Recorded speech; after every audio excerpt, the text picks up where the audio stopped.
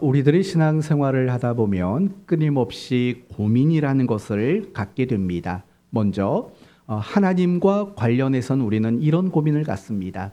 하나님의 뜻은 무엇일까? 하나님은 어떤 분일까? 라는 하나님을 향한 고민들이 생겨나게 됩니다. 또 나에 관해서는 이런 고민이 생겨납니다. 내가 할 일은 무엇일까? 나의 비전은 무엇일까? 또 하나님이 나에게 맡겨주신 사명이라는 것은 무엇일까? 나는 어떻게 살아야 할 것인가? 나는 어떻게 말하고 나는 어떻게 행동해야 할 것인가? 라는 고민이 끊임없이 생겨나게 됩니다. 무엇보다도 내 자신을 향해서 생겨나는 가장 큰 고민거리는 아마도 이런 걸 겁니다. 난 왜 말씀대로 살지 못할까?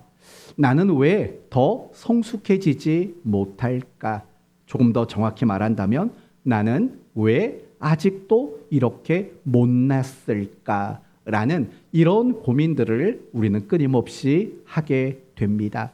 만약에 여러분이 그리스도인으로 살아가는 가운데 이러한 고민들을 하고 계신다면 여러분을 축복하고 또 여러분을 칭찬하기를 원합니다. 왜냐하면 여러분이 그런 고민들을 가지고 있다라는 것은 여러분이 정말 그리스도인답게 살아가려고 노력한다라는 뜻이고 여러분은 건강한 신앙을 가지고 있다라는 뜻이기 때문입니다. 뿐만 아니라 여러분이 그러한 고민들을 가지고 있을 때 여러분은 더 나은 그리스도인이 되어질 수 있기 때문입니다. 그러나 여러분이 신앙생활하는 가운데 이러한 고민들을 가지지 않고 있다면 여러분은 다시 한번 고민을 갖는 그리스도인으로 좀 세워질 수 있었으면 좋겠습니다. 고민이 없다는 건 내 안에 신앙과 믿음의 생명력이 바닥을 치고 있다라고 말할 수 있기 때문에 그렇습니다. 우리 모두는 고민합니다. 나는 왜 아직도 여전히 못났을까? 그런데 오늘 본문을 보면 아직도 여전히 못난 제자들의 모습을 우리 모두에게 소개하고 있습니다. 그러므로 오늘 말씀을 통해서는요, 제자들이 왜 여전히 못난 모습을 나타내는지 뿐만 아니라 우리 모두도 왜 여전히 아직도 우리는 못난 자처럼 살아가는지 그 이유가 무엇인지를 확인하시고 저와 여러분 모두가 더 이상 못난 자가 아니라 더 나은 자로 살아가기를 다짐하는 이 시간이 되었으면 좋겠습니다. 맞습니다. 오늘 본문을 보면은요, 제자들이 참 못났다라는 그 모습들을 우리에게 소개를 합니다. 33절 말씀을 보시면은요, 예수님이 제자들에게 한 가지 질문을 합니다. 그 질문이 무엇인가를 보세요. 33절을 보시면 제자들에게 물으시되 너희가 길에서 서로 뭐한 것이 무엇이냐?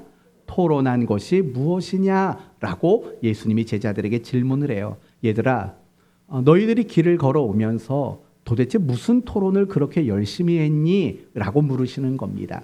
그러면 정말 예수님께서는요, 제자들이 어떤 토론을 벌였는지 몰라서 물으셨을까요? 그렇지 않습니다. 그렇다면 제자들은 어떤 토론을 했을까요? 34절을 보시면 그들이 잠잠하니 예수님이 질문을 했는데도요, 그들은 잠잠했대요. 무슨 말일까요? 아무런 대답을 할 수가 없었다라는 거예요. 그러면 그들은 왜 예수님께 대답을 하지 못했을까요? 민망하니까, 부끄러우니까, 그리고 자기들이 한 것이 잘못된 거라는 걸 알기 때문에 그렇습니다. 그렇다면 제자들이 길에서 서로 토론했던 내용들이 뭡니까? 34절을 보면 아주 정확하게 소개하고 있어요. 이는 길에서 서로 누가 크냐 하고 쟁론하였습니다. 단순히 토론이 아니었다랍니다. 뭐래요? 토론이 아니라 쟁론이었다라는 거예요. 이걸 다르게 말한다면 서로 경쟁해서 말다툼을 했다라는 이야기예요. 어떤 주제를 가지고요? 누가 크냐? 이걸 다르게 말한다면 누가 가장 서열이 높냐? 우리 12명이 제자가 있는데 우리 12명 중에서 누가 가장 서열이 높고 누가 가장 높은 지위를 가져야 될 것인가? 라는 그런 쟁론들이 그들 사이에 벌어지고 있었다라는 거예요. 그러니까 12명이니까 순서를 정하자라는 거예요. 넘버 1, 넘버 2, 넘버 3 그렇게 해서 12명의 순서를 한번 정해보자라는 그런 논쟁이 그들 사이에 벌어졌다라는 거예요. 아마도 이런 분위기였을 것 같아요. 12명의 제자들이요, 각자가 내가 가장 우선적인 최고의 자리에 있어야 되고 내가 가장 높은 지위와 서열을 가져야 된다라고 자기를 주장했을 거예요. 예를 들면 베드로 같으면 이렇게 말하지 않았을까요? 얘들아, 나는 예수님이 나에게 이렇게까지 말했어. 나 위에 무엇을 세우신다고요? 교회를 세울 거야 라고까지 말씀했고, 심지어는 나에게 무슨 열쇠를 준다고 했어요? 천국 열쇠까지 주신다고 했어. 그러니까 내가 최고의 지위를 가져야 되고 내가 최고의 서열을 가져야 돼. 내가 넘버원이야. 이렇게 주장을 했을 거라고요. 그러면 이 말을 듣고 있던 야고보와 요한은 또 뭐라고 자기를 주장했을까요? 예수님의 어머니는 우리 이모야. 예수님은 우리 사촌이야. 라고 그런 혈연과 엮여진 관계를 근거로 자신의 지위와 자신의 서열을 그렇게 주장을 했을 거예요. 그럼 가룟 유다는 자신을 어떻게 주장했을까요? 잘 생각해봐. 예수님이 나에게 재정을 맡기셨어. 재정을 맡겼다라는 건 뭘까? 제일 믿는다라는 거야. 뿐만 아니라 재정을 맡겼다라는 건 너희처럼 멍청하지 않다는 거야. 나는 똑똑해 라는 의미가 그 속에 담겨 있는 거거든요. 그런 식으로 해서 가룟 유다는 자신이 서열 넘버원이라고 그렇게 주장을 하는 그런 논쟁이 있었다라는 거예요. 나머지 제자들도 모두가 각자 자기가 가지고 있는 어떤 내세울 만한 것을 근거로 자신이 서열이 1위다, 지위가 넘버원이다 라는 것들을 주장하는 그런 토론이 시작되었다가 나중에는 그것이 쟁론으로 바뀌어지는 그런 일들이 길을 걷는 가운데 제자들 사이에 일어났던 일들이라는 거예요. 여러분, 아무도 이 논쟁에서 물러서지를 않았어요. 그래, 그럼 네가 넘버원해, 네가 최고해 라고 말하는 제자가 하나도 없었어요. 그들이 언제까지 물러서지 않았는 줄 아세요? 예수님이 제자들의 발을 닦아주는 그 시간까지도 아무도 물러서질 않았어요.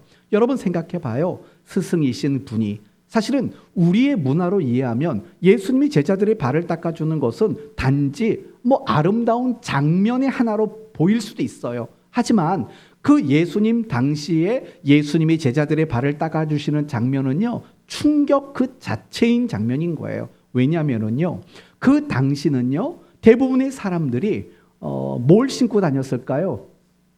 슬리퍼 같은 그런 발 전체가 드러나고 발가락 사이에 끈 하나 껴갖고 신고 다니는 그런 샌들 같은 거를 신고 다녔다고요. 그리고 그 지역은 메마른 지역이에요. 얼마나 먼지가 많겠냐고요. 그래서 발을 닦는다라는 것은요, 꽤 사는 집은 다 하인들이 해주는 일들이라고요.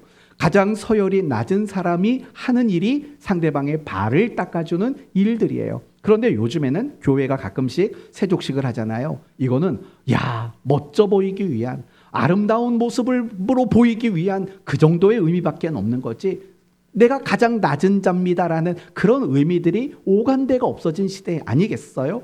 예수님 당시에는 발을 닦아준다는 건 서열을 나타내는 의미예요. 나는 너희보다 나죠 라는 의미인 거죠. 근데 제자들은요, 아무도 그 자리에서 일어나지를 않았어요. 왜냐? 언젠가도 여러분에게 말씀드렸지만 예수님 그러지 마세요.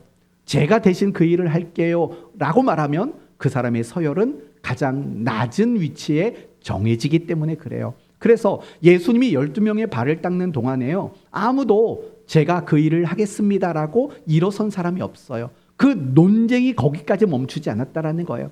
누가 크냐, 누가 넘버원이냐라는 그 논쟁과 토론이 아직은 끝까지 유지되고 있었다라는 거예요. 여러분, 이런 제자들의 모습을 보면 무슨 생각이 드십니까? 참 못났다라는 생각이 들어요. 한번 이렇게 말해볼까요? 참 못났다. 이 제자들을 향해서 하라는 얘기예요. 자기 자신 하지 말고요. 자기 자신을 할 시간은 곧 다가와요. 일단은 이 제자들을 향해서 한번 정말 그런 마음을 가지고 한번 해보세요. 참 못났다. 그래요. 참 못났다. 근데요, 제자들의 못난 모습은 거기서 끝나질 않아요. 오늘 우리가 읽진 않았지만 바로 다음 구절 38절을 보세요. 38절을 보시면 같이 한번 읽어볼까요? 38절. 요한이 예수께 여짜오되 선생님 우리를 따르지 않는 어떤 자가 주의 이름으로 귀신을 내쫓는 것을 우리가 보고 우리를 따르지 아니하므로 금하였나이다. 이렇게 얘기를 해요. 여러분 무슨 말인지 알아요? 아니 우리와 같이 다니지도 않으면서 어떤 인간이 귀신을 쫓는 걸 봤다라는 거예요. 그래서 가서 야단을 쳤다는 거예요. 너 제자야? 아니잖아. 너 예수님이 너한테 뭐 특별한 권세를 부여했어? 아니잖아. 근데 왜 귀신을 쫓아? 앞으로 그런 일 하지 마. 만약에 한 번 더 그런 일 하는 보면 가만두지 않을 거야. 이런 식으로 요한이 이야기를 했다라는 거예요. 여러분 왜 이런 말을 했을까요? 그들은요 얼마 전에 산 아래에 있을 때 귀신 들린 아들을 데리고 왔잖아요. 고치지 못했거든요. 귀신을 쫓아내지 못했거든요. 근데 자기와 함께 다니는 사람이 아닌데도 불구하고 귀신을 쫓아내는 어떤 권능을 나타낸 거예요. 못마땅한 거예요. 질투심도 생기는 거예요. 그리고 자기들은 못했는데 그가 한 걸 보고 되게 마음이 상한 거예요. 그래서 제자라는 권위를 가지고 그 사람을 통제하고 그 사람에게 명령을 내렸다라는 거예요. 여러분 이런 제자들의 모습을 보면 어떤 생각이 드세요? 시작. 참 못났다. 그렇죠? 하나만 더 이야기를 할게요. 예수님이 이제 6월절을 맞이해서 십자가의 죽음을 앞두고 예루살렘에 가기를 원하셨어요. 그리고 가시던 가운데 사마리아 성에서 하루 묵으시고 식사를 하기를 원했어요. 그래서 제자들을 사마리아 성에 보내요. 그리고 그곳에서 잠잘 곳과 먹을 것을 준비하라고 시켰어요. 제자들은 갔어요. 근데 이 사마리아 성 사람들이요 거절을 했어요. 절대 우리 성에 들어오지 마십시오 라고 거절을 했어요. 그 이유는 대략 아시죠? 유대인과 사마리아인들 사이에 있는 서로에 대한 나쁜 감정들, 반감들 그런 것들이 쌓여 있었기 때문에 그래요. 그때 제자들 중에서 야고보와 요한이 예수님께 뭐라고 말했냐면 이렇게 말해요. 주여 우리가 불을 명하여 하늘로부터 내려 저들을 멸하라 하시기를 원하나이까? 라고 말을 해요. 뭐라고 말하는 건지 아세요? 다 그냥 죽여버릴까요? 라고 말을 하는 거예요. 그리고 그 속에는 이런 말도 담겨 있어요. 여러분 하늘에서 불이 내려와서 그 성이 멸망한 어떤 한 케이스가 있어요. 그 케이스가 어떤 케이스일까요? 소돔과 고모라 성이 하늘에서 유황불이 떨어져 그런 일들을 겪었잖아요. 그러니까 이 제자들은요 그 사마리아 성 사람들을 그들과 똑같은 그런 타락한 사람으로 취급을 하는 거예요. 그래서 쓸어버릴까요? 다 죽여버릴까요? 라고 이야기를 하는 거예요. 이게 제자들에서 나온 말이라는 거예요. 그러면 이런 제자들의 모습을 보면 여러분이 어떤 생각이 드세요? 시작. 요 패턴 기억해 놓으세요. 조금 있다가 한 번 더 할 거니까. 맞아요. 제자들은 예수님께 제자로 부름을 받았어요. 그리고 예수님과 동고동락했어요. 예수님의 삶을 보았고요. 예수님으로부터 정말 귀한 말씀을 굉장히 많이 가르침을 받았어요. 그렇게 살아온 게 오늘 본문의 시점만 놓고 본다면 2년이 넘은 기간이에요. 2년 이상 동안 그런 시간들을 가졌다라는 거예요. 근데 그들은 아직도 겸손하지 않아요. 아직도 인격적이지도 않아요. 아직도 미움과 시기와 질투가 가득 차 있어요. 아직도 분노를 참을 줄도 몰라요. 아직도 속이 좁아요. 아직도 그들은 여전히 못난 모습을 그들은 가지고 있다라는 거예요. 이전에도 못났지만 오늘 본문이 기록될 그 당시에도 못났고 그 이후로도 제자들은 계속해서 참 못난 자의 모습을 나타나게 됩니다. 이제 우리 차례입니다. 우리는 어떨까요? 우리는 그리스도인답지 못하고 참 못난 자 같은 모습이 우리의 모습 속에는 혹시 없을까요? 사실은요, 우리 자신 안에도 이건 저를 얘기하는 겁니다. 제 자신을 봐도 제 안에 참 못난 것들이 너무나도 많다는 걸 저는 알고 있어요. 여러분도 동의하시죠? 여러분도 여전히 아직도 못난 게 참 많을 거예요. 용서를 제대로 못하고 항상 어디서든지 이기심을 드러내고 아직도 감정을 다스리지 못하고 아직도 칭찬받고 아직도 대접만 받고 싶어하는 그런 마음들을 가지고 있고 아직도 인격적이지 못하고 늘 본능대로 살아가고 참을 줄도 모르고 아직도 속이 좁고 아직도 손을 내밀지 못하고 아직도 헌신하지 못하고 아직도 하나님의 뜻에 순종하며 실천하는 삶을 살아가지 못하는 그런 우리의 모습들이 정말로 셀 수 없을 정도로 너무나 많이 있다라는 거예요. 어때요? 그런 내 모습을 보면 어떤 마음이 들까요? 시작. 아까 남들 할 때는 막 감정 실어서 그렇게 하더구만. 왜 내 얘기할 때는 그렇게 별로 감정이 실리지 않을까요? 다시 한번 참 안타까운 마음, 내 스스로를 꾸중하는 마음으로 한번 해봅시다. 시작. 참 못났다. 그렇죠? 맞아요. 우리는 아직도 참 못난 사람들이에요. 그런데요, 그게 더 안타까운 게 이런 이유 때문이라고 생각해요. 만약에 우리가 초신자라면 괜찮아요. 그런데 우리 중에는 초신자가 없잖아요. 우리 중에는 신앙의 초짜라고 말할 사람이 없잖아요. 우리는 오랜 시간 동안 믿음을 가졌고 신앙생활도 나름대로 열심히 한 사람들이에요. 그런데도 불구하고요, 우리 안에는 참 못났다 이렇게 말할 만한 그런 모습들이 우리 안에는 너무나도 많이 있어요. 저는 여러분이 고민해 보셨으면 좋겠어요. 여러분의 모습 속에서요, 참 못났다 이렇게 생각이 될 만한 것들, 그런 것들이 과연 내 안에는, 내 모습 속에는 어떠한 것이 있을까 한 번은 고민해 봐야 되지 않겠습니까? 이 한 주간 연휴예요. 학생들 같은 경우에는요, 일주일 내내 학교를 안 가요. 여러분도 목요일까지는 빨간 날일 거예요. 그러면 뭐 하시겠어요? 시간도 많으신데 이 한 주간은 한번 그런 걸 해보세요. 내 안에 참 못났다 이렇게 불리울 만한 것들이 무엇이 있는가를 고민해서 찾아보셨으면 좋겠고, 여러분이 못났다고 생각하는 그 문제를 고쳐나가기 위해서 마음도 다짐하고 결심하는 그런 여러분 모두가 되셨으면 좋겠어요. 그렇다면 이제 중요한 질문을 하나 해봐야 돼요. 제자들은 그들이 제자로 부름받은 지 적어도 2년 이상의 시간 동안 예수님과 함께 살았어요. 예수님께 가르침을 받았고요. 또 예수님이 살아가는 그 삶의 모범을 직접 목격하기도 했어요. 우리도 마찬가지예요. 굉장히 오랜 세월 동안 신앙생활을 했어요.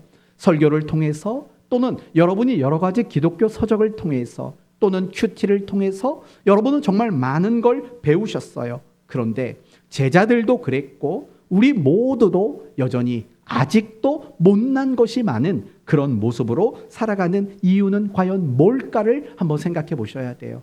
과연 그 이유가 뭐라고 생각하세요? 혹시 몰라서요? 우리가 어떻게 살아야 되는지 몰라서 그런 일들이 일어나게 될까요? 아니면 어떤 능력이 없어서요? 어떤 신비한 체험이 없어서요? 그렇지 않다는 거예요. 예수님의 제자들을 한번 생각해 봐요. 그들은 예수님으로부터 가르침을 받았어요. 최고의 스승이신 예수님을 통해서 완전한 가르침을 받았다고요. 여러분, 세상에는요, 완전한 가르침이 존재하지 않아요. 뭔가 제대로 가르쳐 주지만 또 어느 한 구석에는 풀리지 않는 숙제가 남아있는, 그게 이 세상에서의 스승의 가르침이라는 거예요. 제가 여러분에게 말씀을 가르쳐도 마찬가지예요. 완전한 가르침이 아니에요. 그러나 제자들은 예수님으로부터 완전한 가르침을 받았어요. 가르침만 받은 게 아니죠. 예수님이 자신이 가르치신 일에 대해서 친히 모범을 보이는 예수님의 삶도 곁에서 충분히 목격했어요. 그렇죠? 능력을 행하기도 했어요. 뿐만 아니라 그들은 신비한 체험도 했어요. 그런데 여러분, 그리고 더 나아가서 그들은 초자연적인 현실도 경험했어요. 바다가 잠잠해지는 것. 이건 초자연적인 현실이잖아요. 그런 많은 것들을 그들이 경험했음에도 불구하고 그들은 아직도 못난 자로 그들은 살아가고 있다는 거예요. 그럼 우리는 어떤가요? 우리도 마찬가지인 거예요. 못 배워서가 아니에요. 하나님의 말씀을 배우지 못해서 못난 자로 살아가는 건 아닌 것 같아요. 내가 어떻게 살아야 되는지 몰라서 우리가 아직도 못난 자로 살아가는 것은 분명히 아닐 거라고 생각해요. 왜냐하면요, 여러분이 지금까지 들은 설교 말씀만 가지고도 여러분은 얼마든지 그리스도인답게 괜찮은 사람으로 얼마든지 살아갈 수 있는 내용을 이미 여러분은 다 배우셨기 때문에 그래요. 그럼에도 불구하고 우리가 뭘 많이 배우고 알았는데도 불구하고 우리는 아직도 못난 자로 살아가는 거예요. 결국에는요, 우리가 못난 자로 살아가는 것은요, 무엇인가를 몰라서가 아니라는 답을 우리는 얻게 되는 거예요. 그러면 이제 진짜 답을 찾아야 돼요. 우리가 못난 자로 살아가는 것은 모르기 때문이 아닌 거예요. 그러면 우리가 못난 자로 살아가는 진짜 이유는 뭘까? 35절에서 37절까지가 그에 대한 답으로 예수님이 제시하고 있는 거예요. 35절에서 37절 우리 다시 한번 읽어보도록 하겠습니다.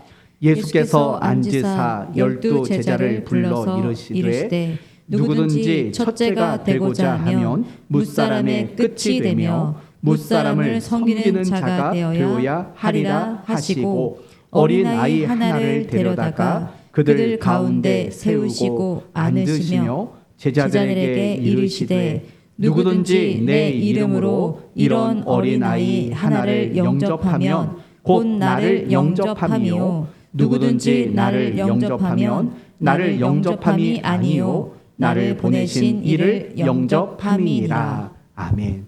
여러분 35절에서 37절까지는요. 굳이 내용을 정리하라면 첫 번째 내용은 그거예요. 모든 사람 앞에서 섬기는 자가 되라 라는 내용이 첫 번째고, 두 번째는 어린아이까지도 영접해라 라는 말이 되는 거예요.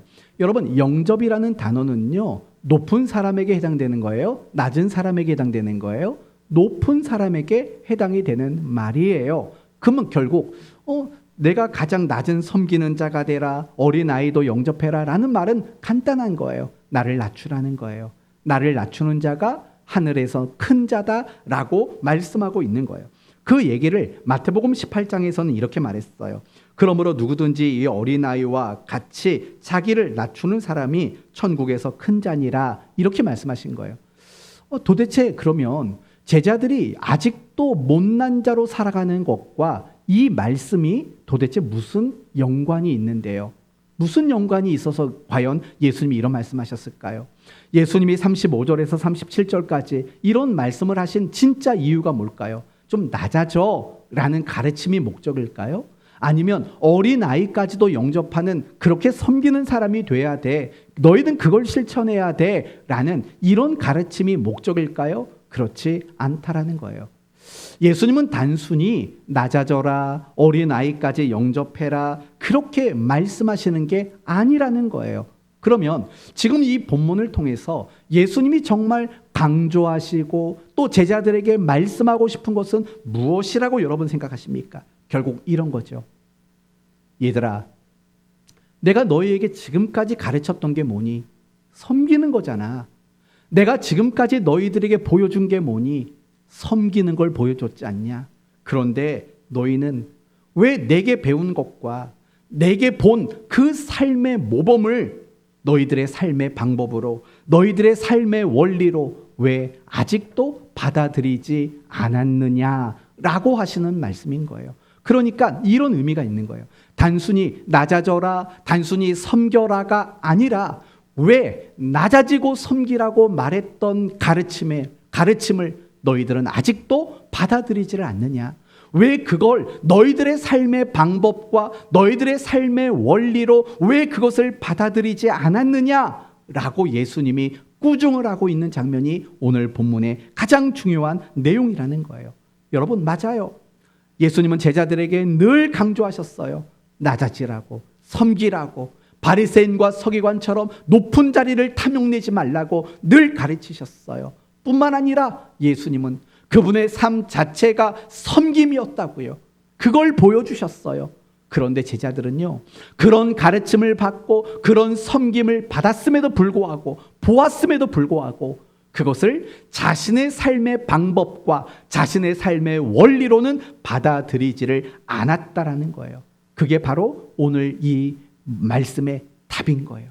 왜 제자들이 아직도 못난 자로 살아가느냐? 그들이 못 배워서가 아니고 그들이 모범을 보지 못해서가 아니라는 거예요. 그들은 배웠고 그들은 모범을 보았어요. 그러나 그것을 내 삶의 방법으로 받아들이지는 않았다라고 말하고 있다라는 거죠. 여전히 그들은요, 제자가 되기 이전에 자신의 삶의 방법과 자신의 삶의 원리를 고집하며 살았다라는 거예요. 이걸 조금 더 다른 각도로 말하면 이거죠. 제자들은 지금까지 세상적 방법으로 살아왔던 사람들이에요. 그러면 세상적 방법이 뭐예요? 강해지는 거, 높아지는 거, 이기지는 거, 이겨지는 거, 그리고 사람들에게 군림하는 거, 그리고 사람들에게 대접하는 거. 여러분, 이것이 세상 사람들이 살아가는 삶의 방식이고 그들이 추구하는 것들이잖아요. 더 잘 살고 더 이기고 더 많이 대접받고 더 많이 높아지고, 그게 세상 사람들이 추구하는 삶의 방법들이고 원리들이라고요.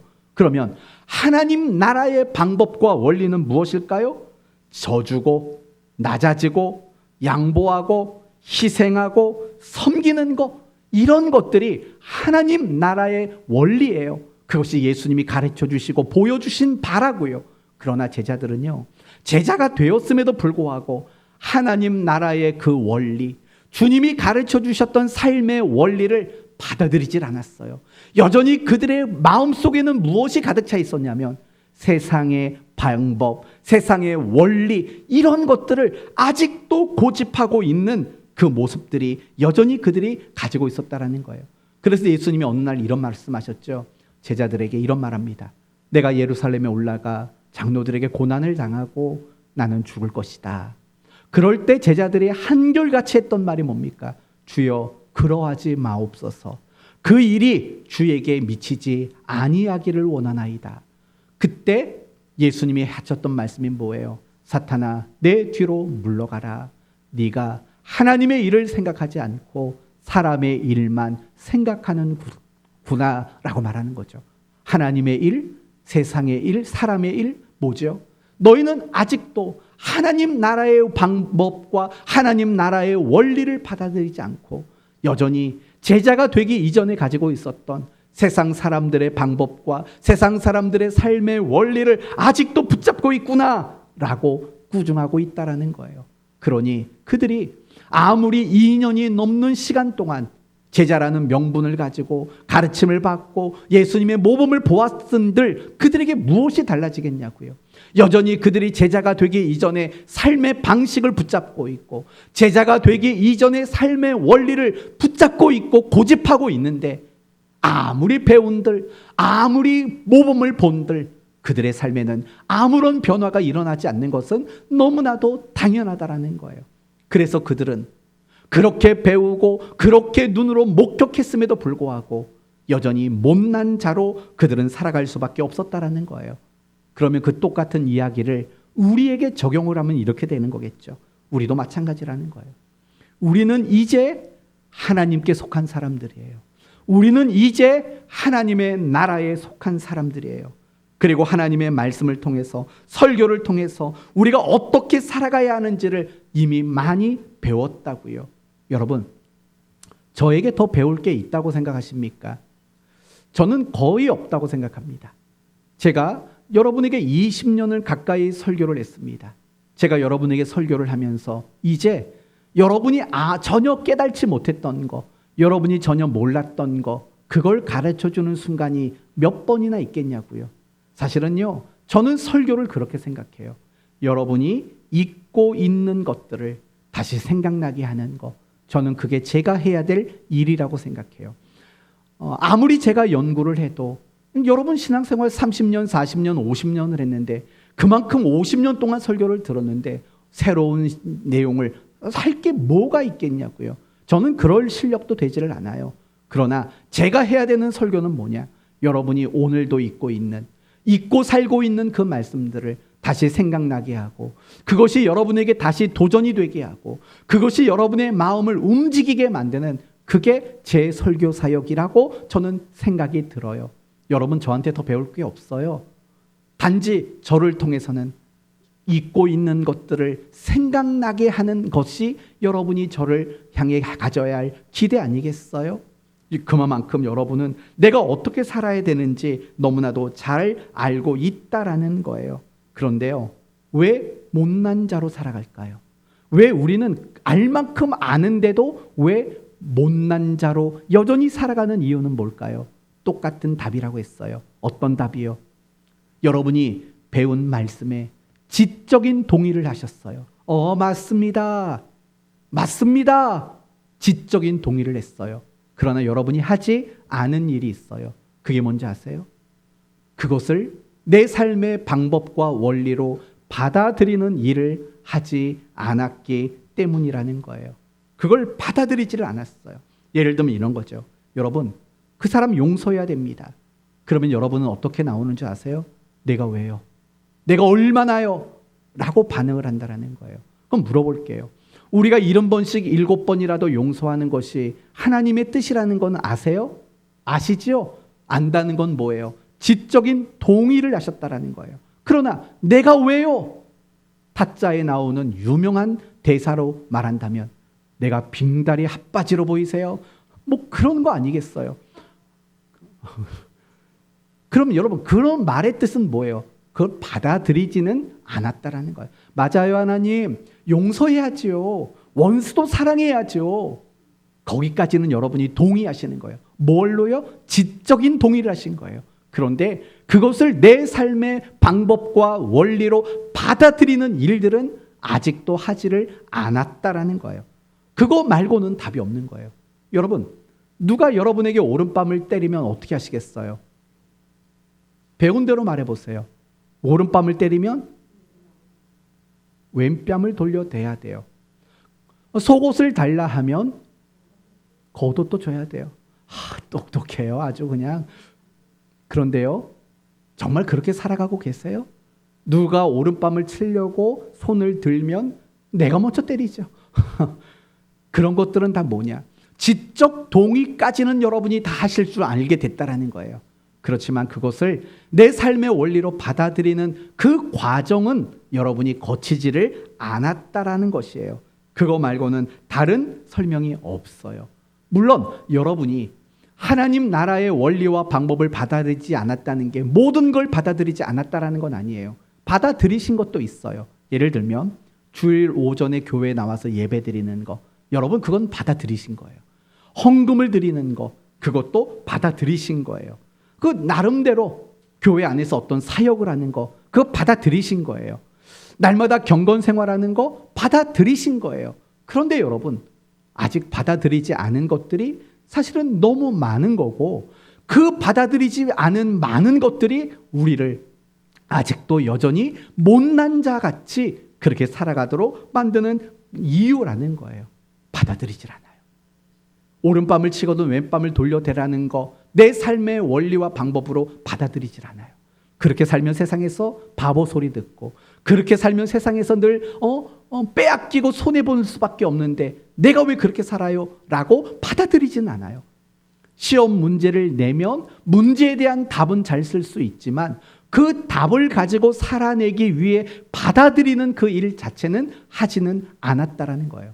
조금 더 다르게 말한다면 예수님이 나의 구원주라는 사실을 영접했지만, 받아들였지만 예수님의 삶을 똑같이 살아내야 한다라는 것에 대해서는 받아들이지를 않았다라는 거예요. 그래서 우리의 삶에는요, 아무리 많은 것들을 배워서, 그리고 여러분은 그런 지적 동의를 하더라도 여러분의 삶에는 아무런 변화가 일어나지 않는 거고, 여러분이 여전히 하나님 앞에서 나는 연약합니다, 나는 못났습니다 라는 이 고백들이 나올 수밖에 없다라는 거예요. 성도 여러분, 신앙을 가졌다라는 말은 뭘까요? 우리가 신앙생활을 한다는 것은 뭘까요? 하나님의 말씀을 동의하는 지적 동의의 차원일까요? 물론 그건 반드시 필요한 거예요. 하나님의 뜻과 하나님의 말씀이 옳다라는 지적인 동의는 반드시 필요해요. 그러나 더 중요한 것은 뭐냐? 그것을 내 삶의 방법이요, 내 삶의 기준이요, 내 삶의 원리로 받아들이는 과정이야말로 진정한 의미의 신앙생활이라는 거예요. 살고 못 살고는 그 다음의 문제예요. 왜냐? 이런 거죠. 아직도 하나님의 말씀과 그분의 뜻이 내 삶의 방법과 원리로 받아들이지도 않았는데 살아내느냐 살아내지 못하느냐는 그건 중요하지 않은 거예요. 그거보다 진짜 먼저 더 중요한 것은 내가 그것을 받아들이겠습니다 라는 그 삶의 원리가 방법이 내 안에 받아들여지는 과정이 중요한 거예요. 삭개오가 그 일을 했다라는 거예요. 뽕나무 위에서 예수님을 쳐다보던 삭개오. 예수님이 그의 이름을 어떻게 알고 불러요? 삭개오야 내려와라. 내가 오늘 너의 집에 유하여야 하겠다. 삭개오와 예수님과의 만남이 이루어진 거예요. 그때 삭개오가 뭐라고 말한지 아세요? 예수님, 내가 불의한 것을 빼앗은 게 있다면 갚겠습니다. 내가 남에게 지나치게 세금을 악한 방법으로 거둔 게 있다면 4배로 갚겠습니다. 내 재산의 절반을 가난한 자들에게 나눠주겠습니다. 이게 뭔지 아세요? 지금까지 자신의 삶의 방법과 원리를 내려놓는 거예요. 그리고 이제는 예수님이 지시하시고 제시하시는 그 삶의 방법과 원리를 받아들였다라는 거예요. 그러나 오늘날 많은 그리스도인들은 예수님을 받아들이는 것까지만 해요. 그 예수님이 요구하시고 그 예수님이 우리에게 바라고 원하는 그 삶을 받아들이고 영접하는 일들까지는 우리는 여전히 고집하고 있다라는 거예요. 그것이 성경이 말하는 강팍함, 완악함이라는 거예요. 강팍함과 완악함. 바로왕이 그런 거죠. 하나님이 살아계시다는 거 바로왕 알았어요. 그 재앙들을 보며 알았어요. 모세를 통해서 하나님이 무엇을 요구하는지 분명히 알았어요. 그러나 바로는요, 하나님이 계시는 것과 그분이 요구하는 것이 무엇인가에 대한 지적 동의는 했어요. 그러나 끝까지 이스라엘 사람들을 애굽에서 해방시키는 하나님이 원하는 그 삶의 방식을 받아들이지는 않았어요. 그게 완악이고 그게 강팍이라고요. 이스라엘 백성들이 아수르에게 멸망당하고 바벨론에게 멸망당했어요. 왠 줄 알아요? 그들의 강팍함 때문이에요. 그들이 제사를 드리고 율법을 낭독하며 살지만 그런 지적 동의까지만이에요. 정말 그것을 하나님이 내게 원하는 삶의 방법으로 받아들이는 일을 하지 않았어요. 그게 강팍이에요. 그게 완악함이라는 거예요. 그 강팍과 그 완악함이 우리를 아직도 여전히 못난 자로 살아가도록 만드는 가장 중요한 원인이라는 거예요. 이러한 강팍함이 우리에게 얼마나 많은지 아세요? 이러한 완고함이, 이러한 모습이 우리에게 얼마나 많은지 아세요? 우리는 항상 지적 동의까지만 해요. 그것을 내 삶의 방법으로 받아들이는 그 일들을 하지 못하고 있는 거예요. 그걸 빨리 받아들이셔야 돼요. 그것이 내 삶의 방식입니다. 그것이 내게 기준입니다. 그것이 내 삶의 원리입니다. 그것이 내 삶의 방법입니다. 라고 받아들이는 일들을 하지 않는 한 여러분 모두는 죽는 그날까지 나는 못났습니다. 이 말밖에 할 것이 없는 사람으로 여러분은 살아가게 될 것입니다. 사랑하는 성도 여러분, 여러분에게 간절함으로 권면합니다. 이제는 받아들이셔야 합니다. 하나님의 말씀과 그 하나님의 뜻을 여러분의 삶의 방법과 원리로 받아들이셔야 합니다. 그 일이 되지 않는 한 우리에게는 어떠한 변화도 일어나지 않을 게 너무나도 분명하기 때문에 그렇습니다. 하나님 앞에 울면서 기도하셔야 돼요.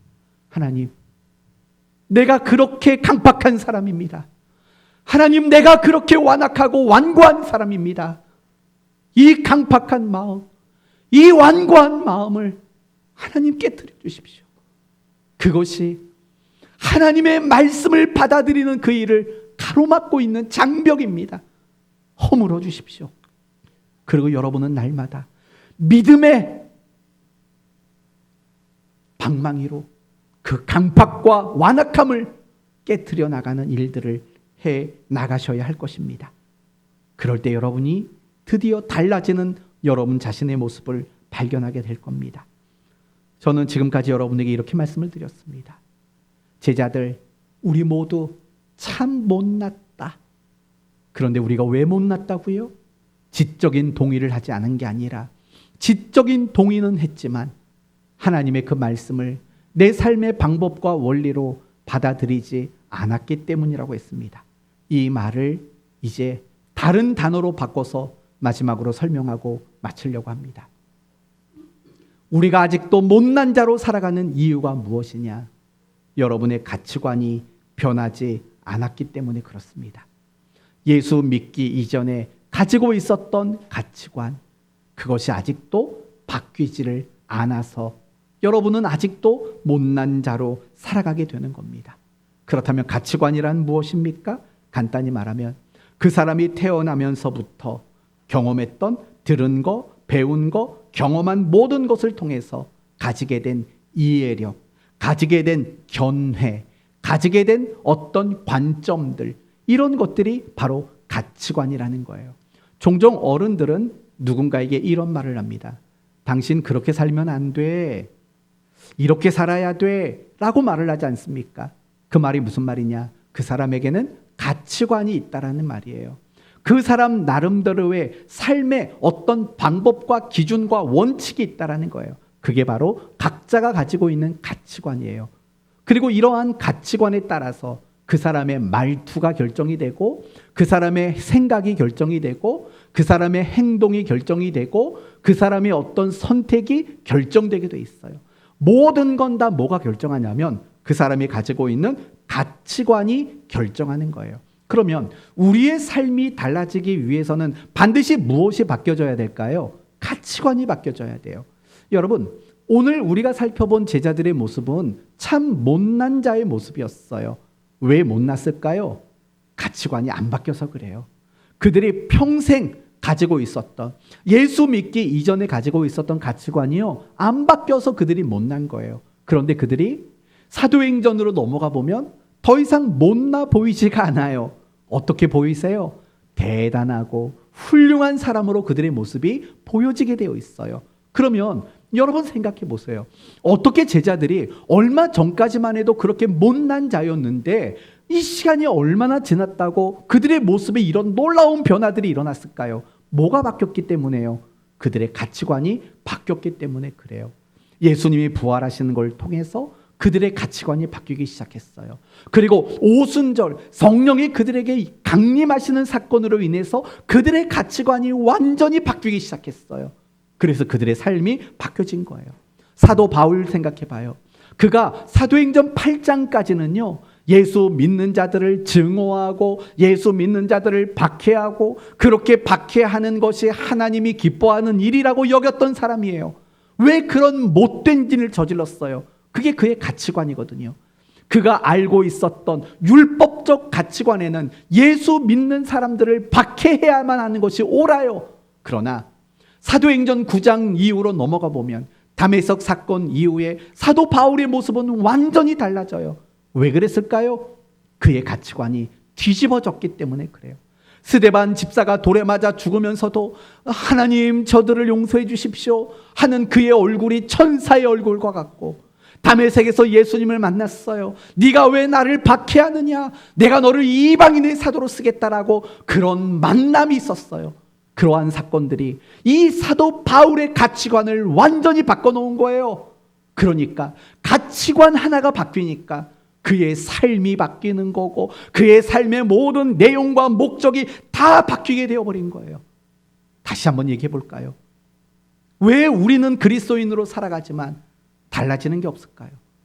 왜 우리는 그리스도인으로 살아가지만 예수 믿지 않는 사람과 별반 다를 것이 없는 삶을 살아갈까요? 답은 하나예요. 먼저 말씀드린 답은 하나님의 말씀이 내 삶의 원리와 방법으로 받아들이지 않았다라는 거고, 이걸 간단히 말한다면 하나님의 말씀이 여러분의 지금까지의 신앙생활이 여러분의 가치관을 조금 더 바꿔놓지를 못했다라는 거예요. 여러분이 하나님의 말씀을 들으면서도 내가 가지고 있는 가치관이 잘못됐다라는 생각을 안 하는 거예요. 예수 믿는 게 뭔데요? 내가 지금까지 가지고 있었던 가치관이 틀렸다는 것을 인정하는 게 예수 믿는 거잖아요. 그러면 예수 믿고 난 다음에 우리가 해야 될 일은 뭔데요? 이전에 가지고 있었던 가치관을 허물고 성경적 가치관을 다시 세워가는 거, 그게 우리가 해야 될 일이잖아요. 너희는 썩어져가는 구습을 쫓는 옛사람을 벗어버리고 의와 진리와 거룩함으로 지음을 받은 새 사람을 입으라. 다 그 말 아니에요? 너가 옛날에 가지고 있었던 그 가치관 허물어라. 그리고 이제는 새로운 가치관을 가져라 라고 말씀하고 있는 거잖아요. 우리가 이 일을, 죄송합니다, 명절을 앞두고 언성을 높이는 죄를 저질렀습니다. 저에게 명절 선물을 주신다고 생각하시고 양해하시고 들어주십시오. 이 가치관에 여러분이 도전받지 않으시면 여러분은 평생 지금 그 모습으로 신앙생활 할 수밖에 없을 겁니다. 그러나 저는 여러분을 압니다. 여러분이 지금 여러분의 모습에 만족하지 않고 있다는 거, 더 하나님께 사랑받는 아들, 딸이 되고 싶다는 거, 더 그리스도인답게 살고 싶다는 거, 그게 여러분의 본심이고 진심이라는 걸 압니다. 그리고 응원합니다. 그러기 위해서 정말 여러분에게 필요한 것은 지금 여러분에게 고정화된, 지금 여러분에게 뿌리를 내린 그 이전의 가치관들을 빨리 캐내야 되는 거고, 그걸 빨리 허물어야 한다라는 겁니다. 말씀을 들을 때마다 가치관을 점검하는 시간이 돼야 돼요. 아, 내 가치관이 잘못됐구나. 이러한 내 가치관을 고쳐야지. 그게 설교 시간이 돼야 돼요. 큐티 시간이 돼야 돼요. 여러분이 성경을 읽는 시간이 돼야 돼요. 그리고 여러분의 기도가 여러분의 가치관을 바꾸는 데 쓰여지는 기도가 되어야 돼요. 그게 여러분을 더 나은 그리스도인으로 만들어가는 유일한 방법이라고 말해도 괜찮을 말씀인 겁니다. 이 자리에는 부모들이 계세요. 여러분이 부모로서 자녀들에게 지금 가장 열심히 해주고 계시는 것이 뭐예요? 학원 보내는 거, 맛있는 음식 먹이는 거, 아니면 좋은 옷을 입히는 거, 자존감을 높여주겠다고 자꾸 칭찬해 주는 거, 그게 정말 제일 중요한 일이라고 생각하십니까? 아닙니다. 가치관이 바르게 서지 않으면 그 좋은 옷 쓸데없는 겁니다. 그 좋은 학원 의미 없는 겁니다. 여러분의 자녀에게 정말 성경적인 가치관을 심어주셔야 됩니다. 그게 여러분이 죽는 날 동안 여러분의 자식들을 위해서 해야 되는 제일 중요한 일인 겁니다. 그렇다면 우리의 가치관은 어떻게 바뀔 수 있을까요? 여러분, 모든 가치관은 무엇이 형성을 하냐면 경험이 형성하는 겁니다. 어릴 때 태어나서부터 자기가 자꾸 경험한 것이 결국은 그 사람의 가치관이 되는 거예요. 그럼 신앙의 가치관도 마찬가지예요. 여러분의 신앙의 가치관이 바뀌기 원해서는 경험이라는 것이 필요해요. 그러면 경험은 무엇을 통해서 이루어집니까? 순종을 통해서만 경험이 되어지게 되어 있어요. 따라서 여러분이 가치관을 바꾸기를 원하신다면 여러분이 노력하고 힘써야 되는 것이 있다면 그것이 바로 순종의 삶이에요. 하나님의 뜻대로, 하나님의 말씀대로 자꾸 살아가려고, 순종하려고 노력하면 여러분의 가치관이 바뀌어지게 되어 있어요. 이제 말씀을 마치겠습니다. 수년간 예수님께 배우고 예수님의 삶을 목격한 제자들 아직도 참 못났습니다. 그러나 우리도 그들보다 더 오랜 시간, 수십 년 신앙생활을 했지만 아직도 못난 것이 우리의 모습 속에 너무나도 많습니다. 왜 그러한 못남이 있습니까? 이전의 삶에 대한 강팍함, 완고함, 이전에 가지고 있었던 가치관을 허물지 않았고 신앙적 가치관을 세우지 않았기 때문에 그렇습니다. 그러므로 여러분 모두가 여러분의 가치관의 변화가 얼마나 중요한가를 다시 한번 생각하시고 말씀 앞에 순종하셔서 여러분의 가치관이 날마다 새롭게 변화되어지는 이 삶을 추구하고 목적하고 그렇게 살아가시기를 바랍니다. 그래서 참 못났네 이게 아니라 더 나은 그리스도인의 삶이 되어지는 여러분 모두가 되시기를 예수 그리스도의 이름으로 축원드립니다. 아멘.